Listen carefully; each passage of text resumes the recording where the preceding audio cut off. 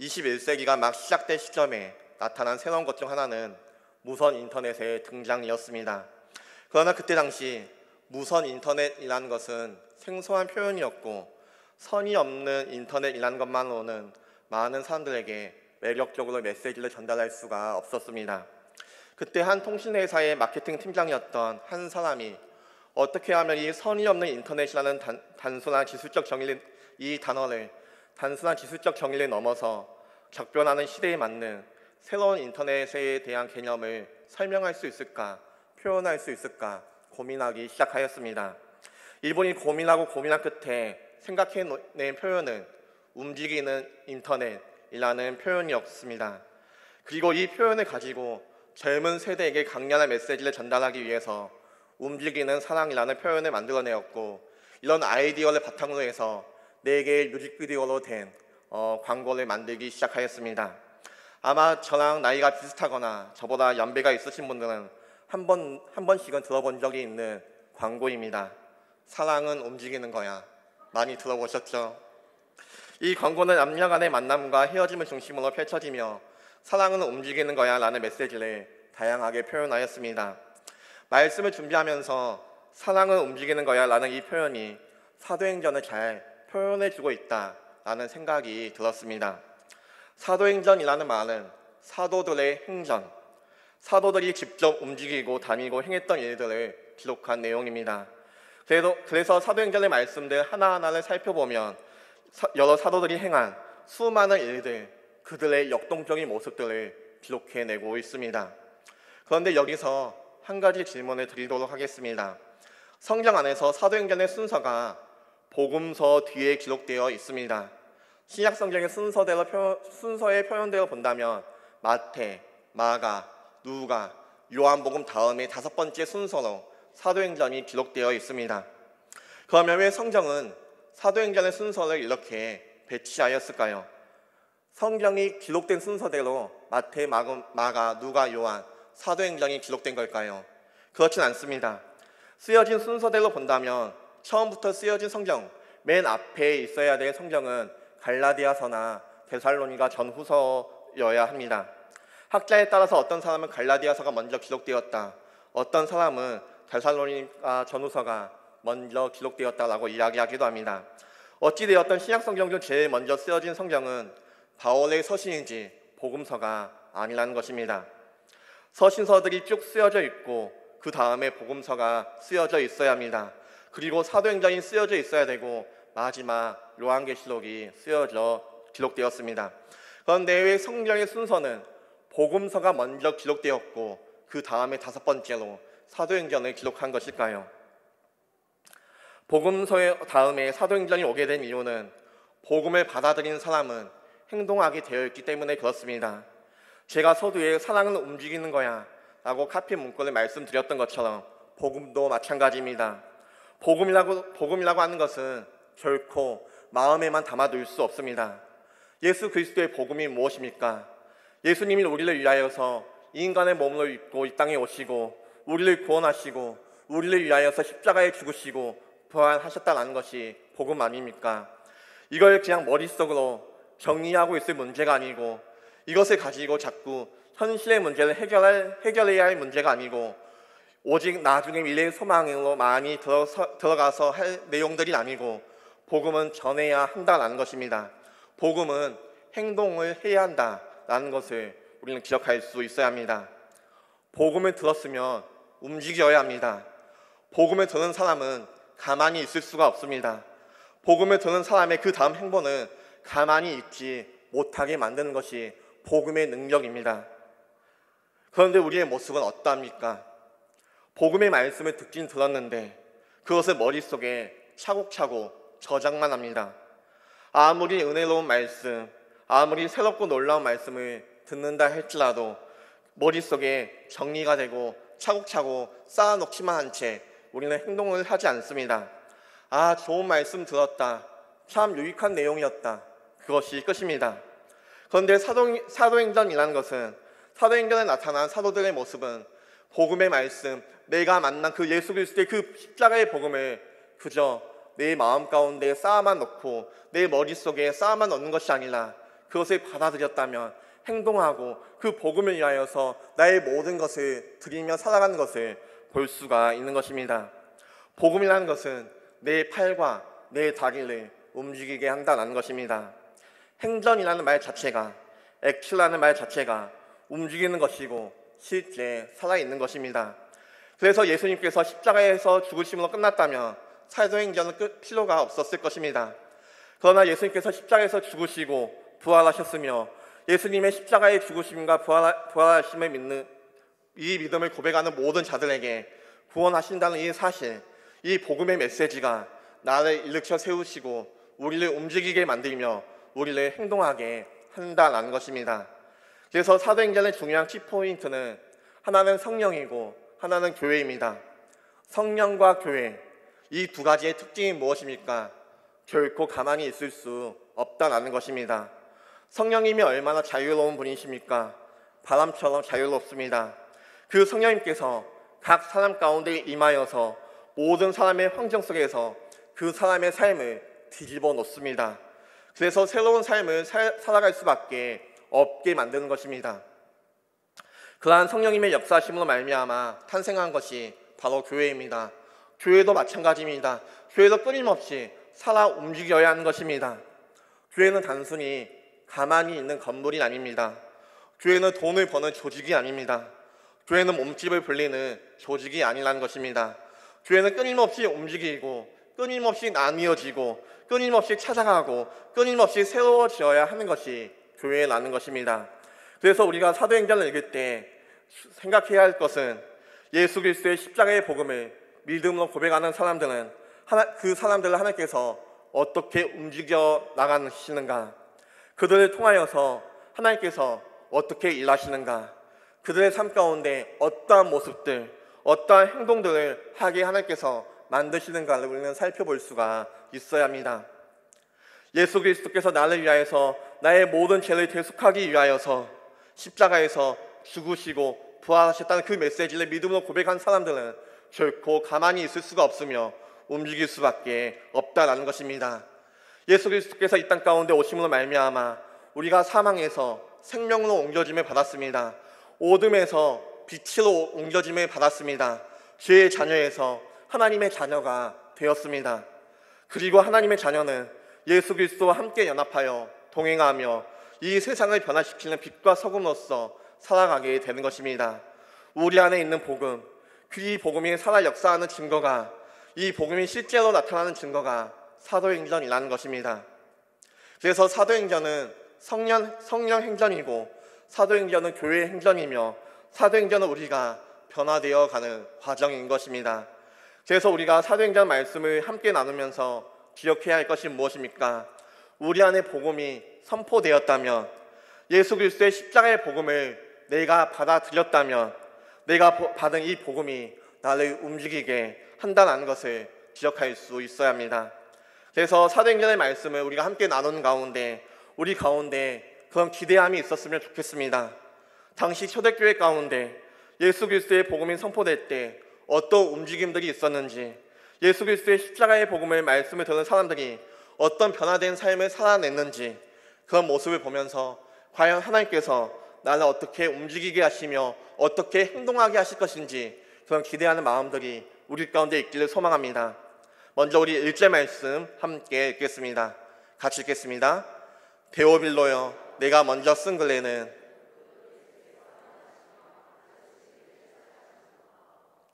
먼저 1절 말씀을 보면 이 사도행전의 수신자에 대해서 우리에게 이야기해 주고 있습니다. 이 책을 받은 사람이 누구입니까? 데오빌로입니다. 그러면 데오빌로가 수신자면 데오빌로에게 이 서신서를 쓴 사람이 있지 않겠습니까? 그 사람이 누구일까요? 1절 말씀만 보면 저자가 누구인지는 정확히 알 수 없습니다. 그런데 이 1절 말씀이 우리에게 한 가지 힌트를 주고 있는데, 이 저자가 데오빌로에게 먼저 쓴 글이 있다는 것입니다. 그렇다면 먼저 쓴 글은 무엇일까요? 바로 누가복음입니다. 우리 누가복음 1장 3절과 4절 말씀 함께 읽겠습니다. 같이 읽겠습니다.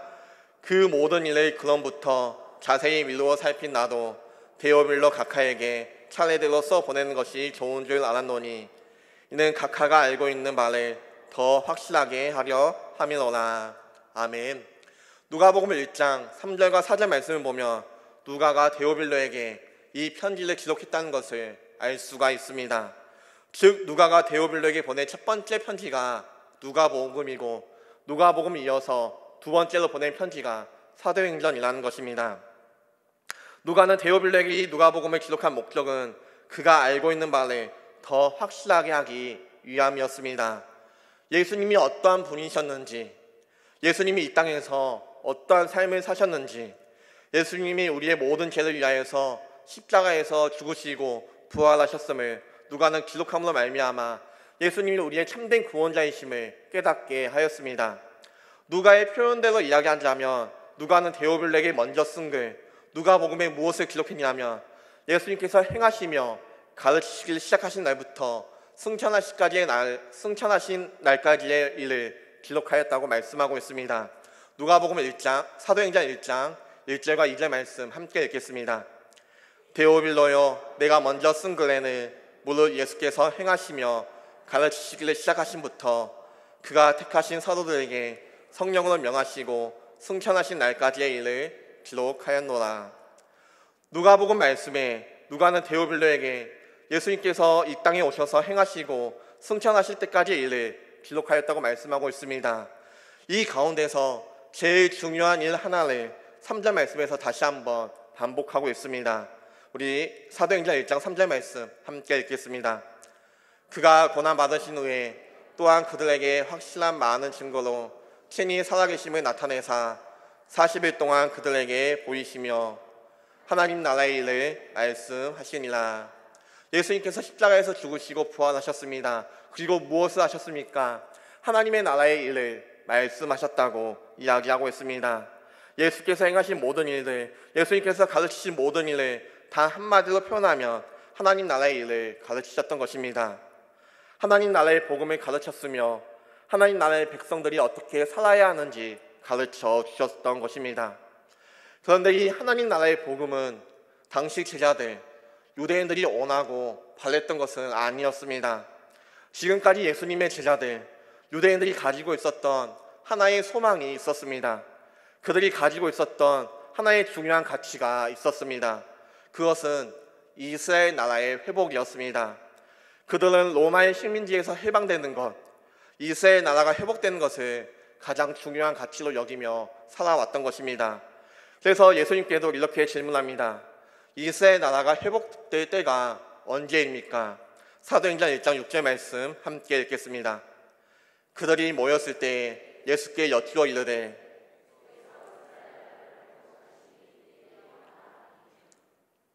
그런 그들에게 예수님께서는 그보다 더 중요한 가치가 있음을, 더 중요한 가치인 하나님의 나라에 대해서 말씀합니다. 사랑하는 성도 여러분, 우리도 마찬가지입니다. 우리가 예수님을 만나기 이전 우리 나름대로 중요하다 여기는 것을 내 삶의 최우선 가치로 여기며 우리는 살아왔습니다. 어떤 분은 돈을 모으는 것을 최우선 가치로 여겼으며 그 일에 나의 모든 시간과 열정을 쏟아부었습니다. 어떤 분은 직장에서 성공하는 것을 최우선 가치로 여기며 성공하기 위하여서 그 어떤 수단과 방법을 가리지 않았습니다. 그런데 예수님께서는 우리에게 그보다 더 영광스러운 것이 있다고 이야기합니다. 그보다 더 중요한 가치가 있다고 우리에게 이야기해 줍니다. 이스라엘이 회복할 때가 이때입니까? 라는 제자들의 질문에 하나님 나라의 일을 알려주셨던 것처럼 이스라엘을 더 뛰어넘는 더 큰 나라, 내가 가지고 있는 그 무엇보다 더 가치가 있는 그 아름다운 나라, 하나님이 꿈꾸시는 궁극적인 나라, 하나님의 나라를 우리의 마음에 품고 우리는 살아갈 수가 있어야 합니다. 복음의 말씀을 듣고 하나님 나라의 참된 가치를 깨닫게 되자 사도들은 행동하게 됩니다. 사도들이 함께 모여 하나님 나라를 증거하기 위하여서 예수 그리스도의 십자가의 복음을 전하기 위하여서 기도하며 움직이며 행동하기 시작합니다. 이 복음이 마음에 새겨진 사람은 이처럼 움직이며 행동하는 것입니다. 그런데 여기서 중요한 것은 내가 움직이고 내가 행동하며 내가 말하며 내가 선포하며 내가 전하는 것 같지만 사실 하나님의 나라를 이루는 것은 나의 힘으로는 될 수가 없다는 것입니다. 우리의 힘으로 하려고 하면 실패할 수밖에 없습니다. 우리의 본성대로 무언가를 이루려고 한다면 변질되고 타락할 수밖에 없습니다. 그래서 그 모든 것을 아시는 주님께서 예루살렘에 떠나지 말고 내게서 들은 바 아버지께서 약속하신 것을 기다리라고 말씀하십니다. 하나님께서 약속하신 것이 무엇입니까? 5절 말씀입니다. 같이 읽겠습니다. 요한은 물로 세례를 베풀었으나 너희는 몇 날이 못되어 성령으로 세례를 받으리라 하셨느니라. 이 하나님께서 약속하신 것이 무엇입니까? 바로 성령입니다. 복음을 받은 사람은 반드시 하나님의 나라를 이루어 갈 것인데, 그런데 그것은 우리의 힘으로는 할 수 없다라는 것입니다. 아버지께서 약속하신 그 성령으로 말미암아 그 일들을 행할 수 있음을 우리에게 말씀합니다. 그렇기에 사도행전을 성령 행전이라 부르기도 하는 것입니다. 그렇다면 이 성령이 임하면 어떠한 일들이 일어납니까? 사도행전 1장 8절 말씀 함께 읽겠습니다. 오직 성령이 너희에게 임하시며 너희가 권능을 받고 예루살렘과 온 유대와 사마리아와 땅끝까지 이르러 내 증인이 되리라 하시니라. 우리의 힘으로는 이 하나님의 나라의 증인된 삶을 살아갈 수가 없습니다. 그러나 성령이 우리 가운데 임하시면 우리는 증인된 삶을 살아낼 수가 있는 것입니다. 나의 능력으로 살아가는 것이 아니라, 나의 힘으로 살아가는 것이 아니라 성령께서 주시는 권능으로 증인된 삶을 살아갈 수가 있는 것입니다. 복음은 행동하는 것이라 하였습니다. 그런데 나의 힘으로 행동하는 것이 아닙니다. 성령께서 주시는 권능으로 말미암아, 성령께서 주시는 능력으로 말미암아 행동하며 움직이는 것입니다. 우리가 예수 그리스도의 복음을 위하여 살아갈 때, 하나님의 나라의 백성으로서 증인된 삶을 살아갈 때, 그 삶을 결코 나의 어떠함으로 살아내는 것이 아니라 성령께서 주시는 권능으로 살아갈 수 있음을 우리는 기억할 수 있어야 합니다. 그렇다면 이 권능이라는 것은 무엇일까요? 성령님이 임하시면 우리가 권능을 받는다고 말씀합니다. 성령님이 임하시면 우리 가운데 능력이 생긴다고 말씀합니다. 그런데 이 권능과 능력은 어떤 알 수 없는 초능력이나 평범함을 능가하는 힘을 의미하지 않습니다. 이 권능은 용기, 담대함, 확신, 통찰력, 능력, 권위 등을 이야기하고 있습니다. 빌립보서 4장 13절 말씀에 모든 것을 할 수 있다고 말씀하신 예수님의 능력 안에 있으며 모든 것을 할 수 있다고 이야기하고 있는 것이 바로 이것입니다. 모든 것을 주시는 성령으로 말미암아 결코 가만히 있지 못하는 것이며 행동할 수밖에 없게 만든다는 것입니다. 그래서 사도행전 말씀을 보면 성령께서 주시는 권능으로 말미암아 복음이 점점 확장되어져 나가는 것을 볼 수가 있습니다. 사도행전 1장 8절 말씀에 성령이 너희에게 임하시면 너희가 권능을 받고 예루살렘과 온 유대와 사마리아와 땅끝까지 이를 것이라 말씀하고 있는데, 사도행전 말씀을 보면 이 말씀 그대로 복음이 점점 확장되어져 나가는 것을 볼 수가 있습니다. 사도행전 1장부터 7장까지의 말씀은 예루살렘 가운데 복음이 전해지고 있습니다. 8장부터 12장까지의 말씀은요, 이 복음이 온 유대와 사마리아까지 전파되는 것을 볼 수가 있습니다. 그리고 13장부터 12장부터 28장까지의 말씀을 보면 그 당시 알려진 땅끝 로마까지 이 복음이 전파되는 것을 볼 수가 있는 것입니다. 그런데 단순히 성령의 능력, 성령의 이 권능은 지역적으로 복음이 전파되는 것만을 의미하지 않습니다. 사도행전 7장 말씀을 보면 스데반의 모습이 나오는데 성령의 권능으로 말미암아 담대하게 예수 그리스도의 복음을 전하는 것을 볼 수가 있습니다. 그 선포된 말씀의 능력이 얼마나 강렬한지 듣는 이들이 마음에 찔려 견딜 수 없을 정도라 이야기하고 있습니다. 사도행전 10장의 말씀을 보면 성령의 능력으로 말미암아 이방인 고넬료와 그 가정이 하나님을 고백하는 것을 볼 수가 있습니다. 사도행전 16장의 말씀을 보면 바울과 실라가 감옥에 갇혀있는 상황 속에서도 하나님을 찬양하며 고백하는 것을 볼 수가 있습니다. 사도행전 19장 말씀에서는 에베소에서 예수 그리스도의 십자가의 복음을 받아들인 사람들의 모습에 대해서 기록하고 있는데, 평생을 마술을 하며 헛된 것들을 구하며 살아갔던 마술사들이 복음의 말씀을 받아들이자 어떠한 일들이 생겨납니까? 그들이 평생을 살아가며 모았던 마술에 관한 책들을 모두 불사르는 것을 볼 수가 있습니다. 우상을 만들며 팔던 사람이 자신의 생업이 천하여질 정도로 복음의 강력한 능력이 에베소 가운데 나타난 것을 볼 수가 있는 것입니다. 앞으로 우리가 살펴볼 내용들이기 때문에 하나하나 자세하게 이 시간에 말씀을 드리진 않겠지만 사도행전 말씀 곳곳에는 성령 하나님의 권능으로 말미암아 수많은 일들이, 수많은 은혜의 역사들이 일어나는 것을 볼 수가 있습니다. 어둠이 가득했던 곳에 어둠이 떠나가는 모습들이 기록되어 있습니다. 병든 자들이 고침을 받는 일들이 기록되어 있습니다. 하나님을 알지 못하고 죄의 종으로 살아갔던 사람들이 예수 그리스도의 십자가의 복음으로 말미암아 하나님의 자녀로, 빛의 자녀로 살아가는 모습들을 기록하고 있습니다. 그것이 사도들의 개인의 능력, 개인의 어떠함 때문에 이루어진 일들입니까? 그렇지 않습니다. 성령 하나님의 능력, 성령 하나님의 그 권능이, 성령이 그들 가운데 임하시자 일어난 일들임을 우리는 고백할 수 있어야 합니다. 선포된 예수 그리스도의 십자가의 복음을 들었고 그 복음으로 말미암아 삶이 변화되었습니다. 그리고 그 모든 사람들은 가만히 있는 것이 아니라 내 안에 있는 주체할 수 없는 성령의 권능으로 말미암아 움직일 수밖에 없었고 행동할 수밖에 없었고 겁심없이 담대하게 예수 그리스도를 전하며 살아갈 수밖에 없었습니다. 왜 그들이 그렇게 하였습니까? 성령이 그들 마음 가운데 임하였기 때문에, 각 사람의 마음 가운데 임하신 성령의 권능으로 말미암아 예루살렘과 온 유대와 사마리아와 땅끝까지 이르러 증인된 삶을 살아갈 수밖에 없었습니다. 이것은 내가 하기 싫은데 억지로 하는 것이 아닙니다.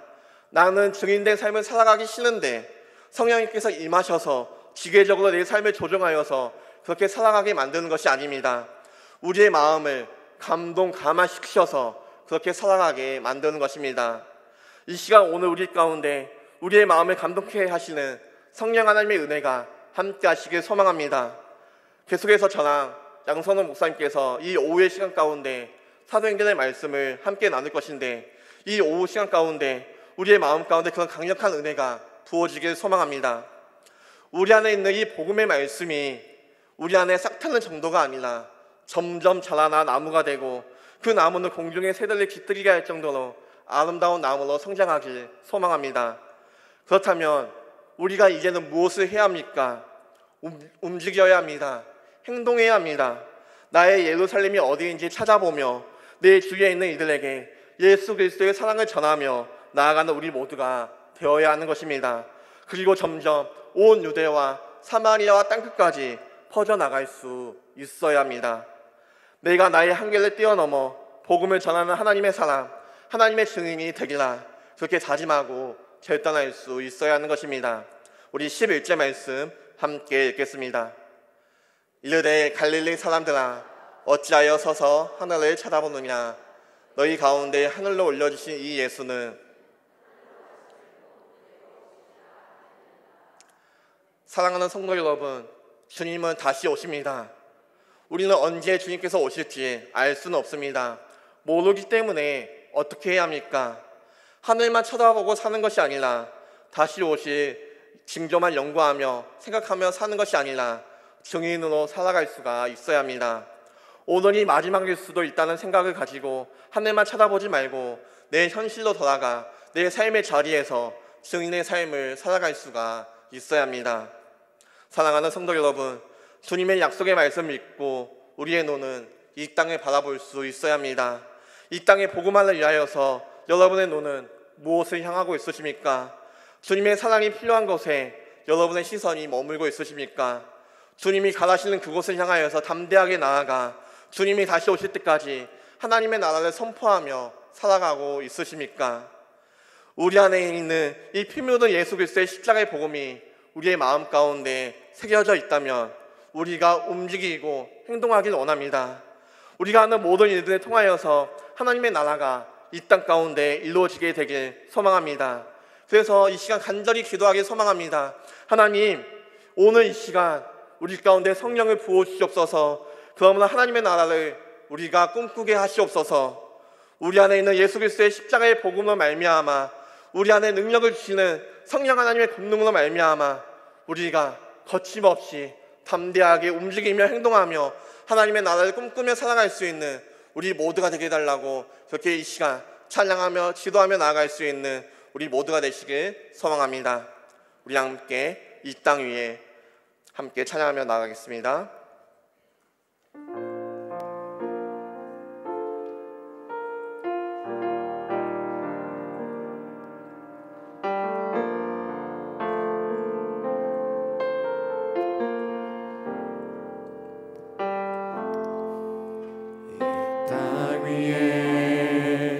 하나님의 교회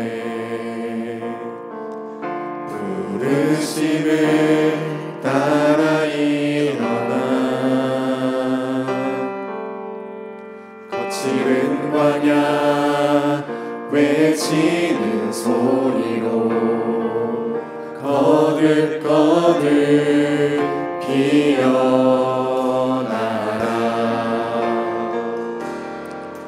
성령이여 이 세대를 향해 주의 진리를 선포케 하소서. 십자가에서 죽으신 그 사랑 우리 사랑 되게 하소서. 다시 문들아 열릴지어다.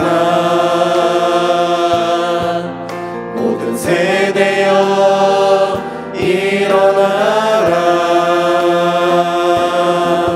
주 예수께 무릎 꿇고 경배 드리세. 죽음 이기신 평화의 왕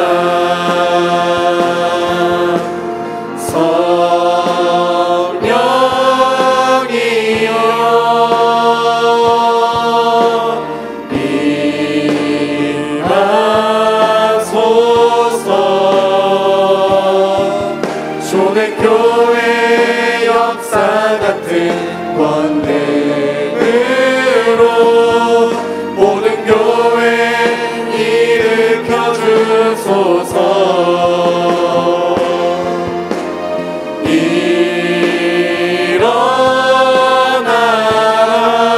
일어나라. 빛발하라. 승리의 이 높이 들고 전진하라. 주님 오실 길 예비하라.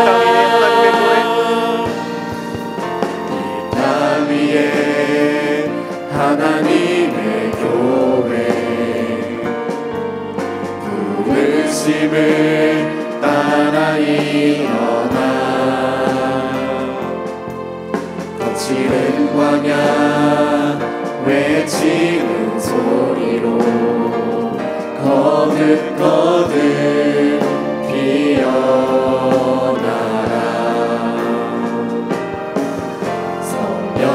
성령이여 이 세대를 향해 주의 진리를 선포케 하소서. 십자가에서 죽으신 그 사랑 우리 사랑 되게 갇힌 문들아 열릴지어다. 갇힌 문들아 열릴지어다. 모든 세대여 일어나라. 주 예수께 무릎 꿇고 경배 드리세. 죽음 이기신 평화의 왕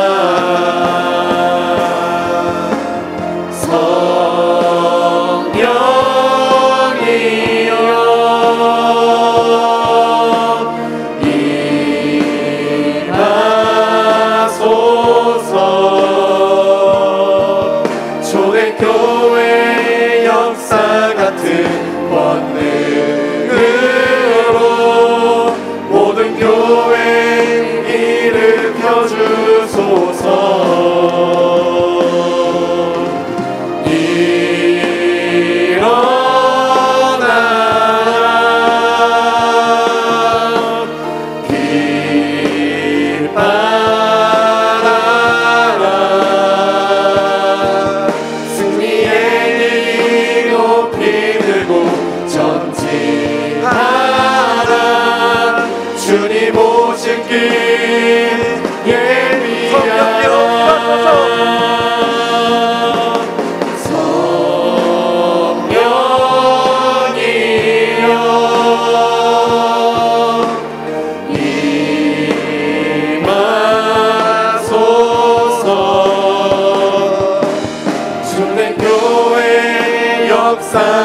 같은 권능으로 모든 교회 일으켜 주소서.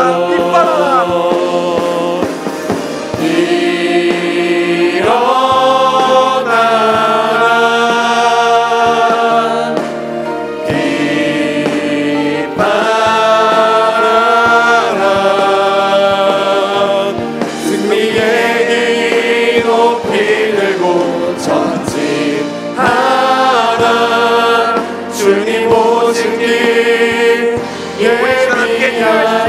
함께 기도하겠습니다. 주여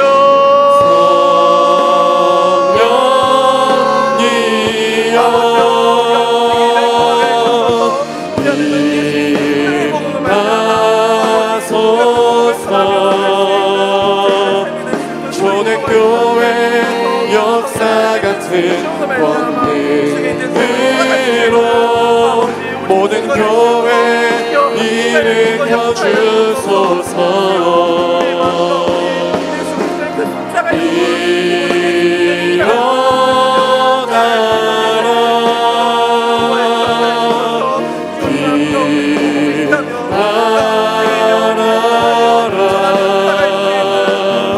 승리의 길 높이 들고 전진하라. 주님 오신 길 예비하라.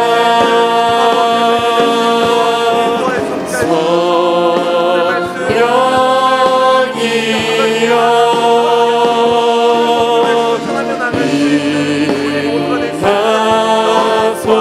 임하소서.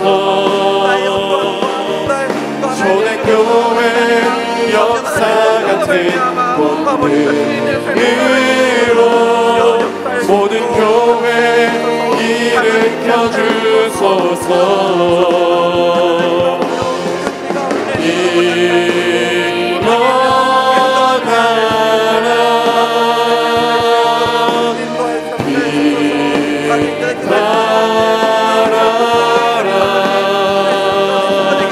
승리의 길 높이 들고 전진하라. 주님 오실 길 예비하라. 성령이여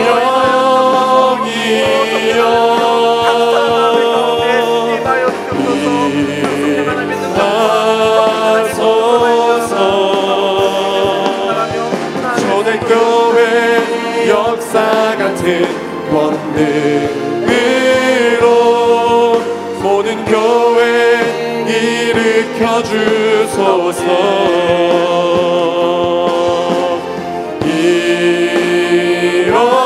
일어나라.